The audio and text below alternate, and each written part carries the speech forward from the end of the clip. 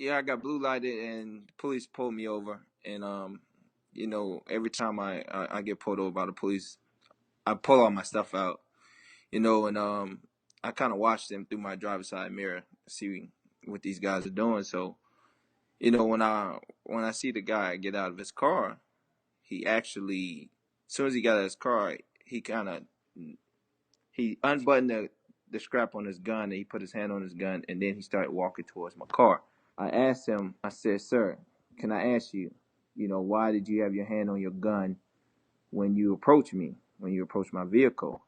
He told me, "This is police procedure, police protocol that I do that." And I was like, "Really?"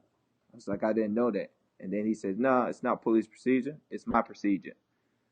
I do what I want." So after he said that, I said, "What makes you think, or what makes you feel like I want to hurt you?" Because obviously you have all my information. You knew exactly who I am when you pulled me over. I said, "What makes you feel like I want to hurt you?" And he looks at me with this blank stare, like he didn't know what was going on. You know, I'm like, "I'm trying to get home just like you trying to get home." And then he looks at me and he just walks off. Was the cop a white police officer? He was a white police officer. When he was approaching the car and he had his hand on his gun, were you concerned for your safety at that point? Yeah, because that had never happened before. That was actually the first time, and I've been stopped by other white police officers numbers of times. I mean, numerous amount of times, and that was the first time that had ever happened to me. My heart and stuff was kind of racing at the point in time because I didn't know which way that could go. It could easily go a bad way, Yeah. and just how he responded and how he said it was police protocol. Then he switched it and said it was his protocol. And then at the last minute, he was like, "I was adjusting my belt. I didn't have my hands on my gun." I'm thinking if I get shot, he gonna write down and say whatever he wanted to say at that particular point, and there would be nobody there to say what happened. It would just be him saying what he had to say. So right there, it kind of like gave me a different opinion about that guy. Not about every police officer because every police officer is not like that because I have relationships, really good relationship with black and white police officers. Do you feel that the response, his response, him putting his hand on his gun, do you think that had to do with you being a black man? Absolutely.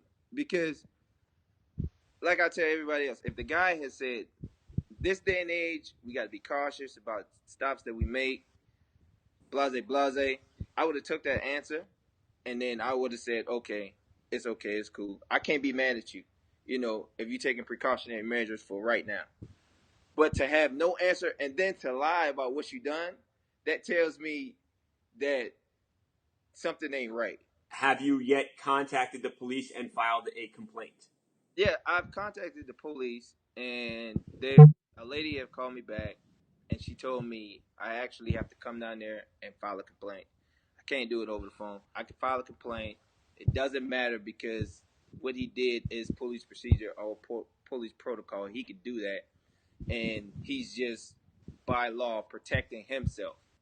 And then she gave me some things about. She told me that a couple of police officers had been ambushed and had got shot this week alone, for doing routine traffic stops. Do you still plan to go down there and file the complaint? I really do feel like I'm still gonna go down there and file a complaint after having this conversation with her. Would an apology mean anything to you, Roddy, if it came from the police officer? Yeah. It would mean a whole lot because I just want to know. I just want to know why he felt that way. Like why he felt the way he did. Before you put them in a box or before you think something that's not, just make sure you give them the benefit of every situation.